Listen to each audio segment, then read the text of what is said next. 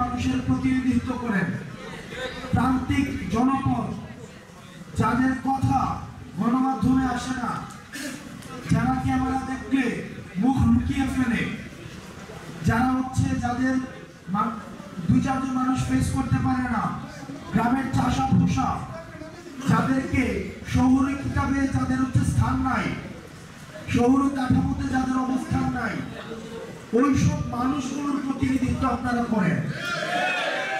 আপনারা চাইলেই পারতেন ওইসব মানুষগুলোকে নিয়ে রাস্তায় নেমে যেতে, কিন্তু আপনারা এই অন্তর্বর্তীকালীন সরকারের আহ্বানকে আপনারা স্বাগত জানিয়ে আপনারা ওই পথে না গিয়ে আপনারা আলোচনায় এসেছেন। এটার জন্য আপনাদেরকে আমরা বিশেষভাবে ধন্যবাদ জানাই। আমরা খুব অবাক হয়েছি, ফুয়াদ ভাইয়ের সাথে আলোচনা হচ্ছিল বেশ কিছুদিন আগে।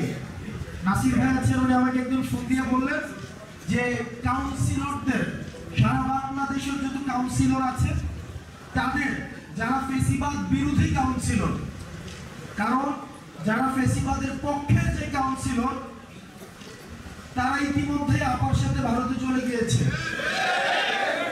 অথবা যারা যায়নি তারা মাঝে মাঝে আপার সাথে একটু ফোনে কথা বলে ভারতে চলে যাওয়ার ব্যবস্থা করছে। যদি সেটাও না পারে তাও বাসার মধ্যে অবস্থান করছে এবং ফেসবুকে মূলত হচ্ছে তারা নিজেরা পালিয়ে আছে, কিন্তু আমাদেরকে বলছে আমরা পালানোর পথ পাবো না।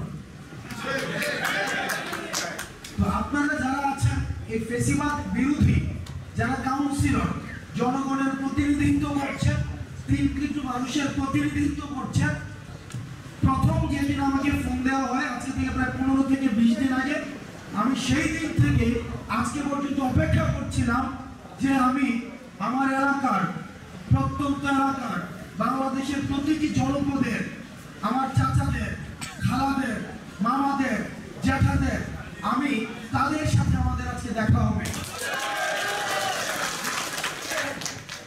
একই সাথে একটা বিষয়ে আমাদের সবারই, আমরা এখানে যারা বসেছি আমরা একমত না, সেটা হচ্ছে কাউন্সিলরদের পরিবর্তে যে অ্যাডমিনিস্ট্রেটিভ অফিসার নিয়োগ করা হবে এ বিষয়ে আমরা একমত না। এটা আমাদের স্পষ্ট অবস্থান, কারণ এই যে একটা আমলাতান্ত্রিক যে কাঠামো রয়েছে, এই আমলাতান্ত্রিক কাঠামোতে নিশ্চয়ই আমার যেই হাল চাষ করে যে আমার কৃষক ভাই আছেন, যে দাদি আছেন, জেলে আছেন, কামার, কুমুর, রেমিটেন্স যোদ্ধা, যেই কৃষকের মেয়ে গার্মেন্টস কর্মী, যেই কৃষকের ছেলে রেমিটেন্স যোদ্ধা, যেই কৃষক যিনি চাষ করে দেশের অর্থনীতিকে সচল রাখে, তারা অ্যাডমিনিস্ট্রেটিভ আমলাতান্ত্রিক জটিলতার মধ্যে তারা যেতে চায় না।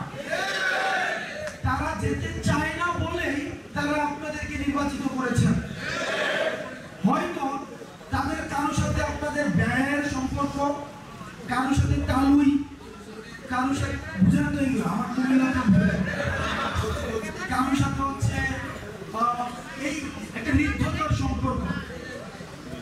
তাদের 9টা-5টা অফিসের টাইম নাই, তারা জানাজা থেকে শুরু করে, লাশের দাফন থেকে শুরু করে, সুন্নতে কদা, নামফুল ফোটানো, তারপর হচ্ছে যে প্রসব, যে প্রথম বাচ্চাদের জন্ম হয়, প্রত্যেকটা জায়গায় আমরা যাদের উপস্থিতি পাই সেটা হচ্ছে স্থানীয় যারা প্রতিনিধি আছে। আপনারা যে 9টা-5টা অফিস করেন না, সুতরাং আমার স্থানীয় প্রতিনিধি হতে হবে এমন প্রতিনিধি যার সাথে আমার প্রতিদিন চায়ের দোকানে দেখা হবে, যার সাথে আমার বাজারে গেলে দেখা হবে, যাকে ফোন দেওয়ার জন্য, যার বাড়ি যাওয়ার জন্য, যার বাড়িতে গিয়ে আমি দুপুরের আগে যদি যাই তাহলে আমি দুপুরের খাবারটা খেয়ে আসতে পারবো, তার সাথে আমার সম্পর্কটা হবে এমন। আমার দাদা, আমার নিজের দাদা স্থানীয় জনপ্রতিনিধি ছিলেন। আমি দেখেছি আমার বাসার মধ্যে কখনোই, আমাদের বাসায় যে যতজন মেম্বার 7 জন 8 জন, কখনো 7 জন 8 জনের ভাত রান্না করা হতো না, সবসময় 15-20 জনের ভাত রান্না করা হতো। কারণ আমার দাদা যখন বাজারে যাইতো তখন 2 জন মানুষ নিয়ে আসতো, আমার জ্যাঠা গেলের সাথে 3 জন মানুষ আসতো, আমার বাবার সাথে 2 জন মানুষ আসতো। এই যে সামাজিক ঋদ্ধতাটা, শুধুমাত্র যে জনপ্রতিনিধি আমাদের শাসন করবে, আমাদের বাজেট দিবে, আমাদের সমস্যা সমাধান করবে, শুধুমাত্র এটাই না, বরং আমাদের এই সোসাইটিকে একসাথে ধরে রাখা যে ব্যাপারটা, এই যে এখন শহরে, আমাদের শহরে একটা ফ্ল্যাটের মধ্যে আমরা থাকি, এক রুমে কি হয় আরেক রুম কিচ্ছু জানে না, এক রুমে একটা মা থাকে, আরেক রুমে সন্তান থাকে, আরেক রুমে হাজব্যান্ড ফিরত অফিস করে 9টা 5টায় তারা থাকে, কারোর সাথে কারো দেখা হয় না, কাজের মহিলা রান্না করে যার যার মতো করে সে খায়। এই যে আমাদের সামাজিক ঋদ্ধতাটা নষ্ট হয়ে গিয়েছে, একটাই যে জনপ্রতিনিধি এই কাজটা অন্তত করে। সুতরাং এই 9টা 5টার অ্যাডমিনিস্ট্রেটিভ অফিসার দিয়ে এই জনপ্রতিনিধির অভাব কোনোদিনও পূরণ করা সম্ভব না। দ্বিতীয়ত, আমরা আমাদের জায়গা থেকে দেখেছি, আপনারা এই যে 1700 ফেসিবাদ বিরোধী আপনারা যারা জনপ্রতিনিধি ছিলেন, আমরা আপনারা 3 কোটি মানুষের প্রতিনিধিত্ব করছেন।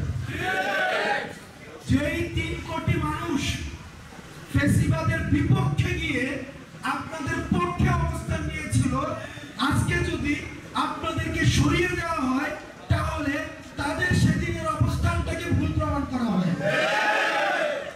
সেই জায়গা থেকে আমরা চাইব, আমরা এই বিষয়ে আমাদের যে এলজিআরডি মন্ত্রী রয়েছেন আসিফ মাহমুদ, আমাদের জুনিয়র, আমার ছোট ভাই, এখন মন্ত্রী মহোদয়, আমরা এই আসিফ মাহমুদকে অবশ্যই আমরা অ্যাপ্রোচ করব, এটা নিয়ে দ্রুততম সময়ে একটা কমিশন। আমি আমার চাচার কাছে আমার সমস্যা বলতে চাই, আমি আমার ভাইয়ের কাছে আমার সমস্যা বলতে চাই, আমি আমার খালুর কাছে আমার সমস্যা বলতে চাই।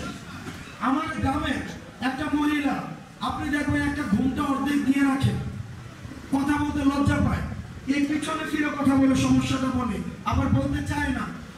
ওই মহিলাকে তো আপনি কখনোই আপনি একজন অ্যাডমিনিস্ট্রেটিভ অফিসারের কাছে পাঠাতে পারবেন না। ওখানে তালাকের ইস্যু আছে, জন্ম নিবন্ধনের ইস্যু আছে, কিছুদিন পরে স্কুলের ভর্তি শুরু হবে, এই যে কিছুদিন পরে কিন্তু শুরু হবে, এই যে স্কুলের ভর্তি শুরুটা হইলেই জন্ম নিবন্ধন লাগবে। এই জন্ম নিবন্ধন একটা অ্যাডমিনিস্ট্রেটিভ অফিসার তার এই রুটিন ওয়ার্ক কমপ্লিট করে এই পুরো প্রক্রিয়া সম্পন্ন করা, এটা কোনোভাবেই সম্ভব না। আমার এলাকায় কয়জনের জন্ম হয়, কয়জনের মৃত্যু হয়, কয়জনের জানাজা হবে, কয়জনের কি হবে, এটাকে জনপ্রতিনিধি ভালো বুঝবে। সেই জায়গা থেকে আমরা আমাদের অবস্থান স্পষ্ট। এই ফেসিবাদের এই ভয়ে অনেকে আপনাদের জেলে যেতে হয়েছে, আমি অনেককেই চিনি যারা জেলে থেকে নির্বাচন করে হচ্ছে, ওই মানুষগুলোকে আমরা সম্মান জানাতে চাই। আর আজকে এই 4 দেয়ালের মধ্যে যারা রয়েছেন, আমরা বিশ্বাস করি তারা হচ্ছে ফেসিবাদ বিরোধী শক্তি। যদি সেটা না হতো, তাহলে তারা কখনোই এই সেমিনার রুমে অন্তত আমাদের সামনে আসতো না। আমরা আপনাদের যে ন্যায্য দাবি, এই ন্যায্য দাবি বাস্তবায়নে আমরা অবশ্যই কাজ করব। এবার পরবর্তী বাংলাদেশ বিনির্মাণের ক্ষেত্রে আমরা ছোট মানুষ, আমাদের অভিজ্ঞতা কম, আমরা শিখছি, আমরা দেখছি, আমরা ঠেকছি, আমরা ভুল করছি এবং আমরা শিখছি। আপনারা যারা আছেন, আপনারা অনেক বছর ধরে মানুষকে চিনেন, আপনারা মানুষের কাছে যান, তাদের হাড়িতে কি রান্না হয় সেই খোঁজ আপনাদের কাছে আছে, আপনারা আমাদেরকে পরামর্শ দিবেন এবং আমরা একসাথে গ্রামে পৌঁছাইতে চাই। আমরা শহরে বসে এসি রুমে এই প্রেস কনফারেন্স করে যতই বক্তব্য বিবৃতি দেই, এগুলো হচ্ছে গ্রামের মানুষ পর্যন্ত পৌঁছায় না। দিন শেষে আমার মাটিতে ফিরে যেতে হবে, আমার গ্রামে ফিরে যেতে হবে। এই শহরের প্রেস কনফারেন্সের এসি রুমে যারা হচ্ছে বক্তব্য বিবৃতি দেয়, তাদের জানাজার জন্য কিন্তু ঠিকই তাদের গ্রামে নিয়ে যেতে হবে। আমরা আপনাদেরকে সাথে নিয়ে আন্দোলনটা হয়েছিল শহরে, আমরা আপনাদেরকে সাথে নিয়ে আমরা প্রত্যন্ত এলাকার গ্রামের প্রান্তিক মানুষদের কাছে আমরা পৌঁছাইতে চাই।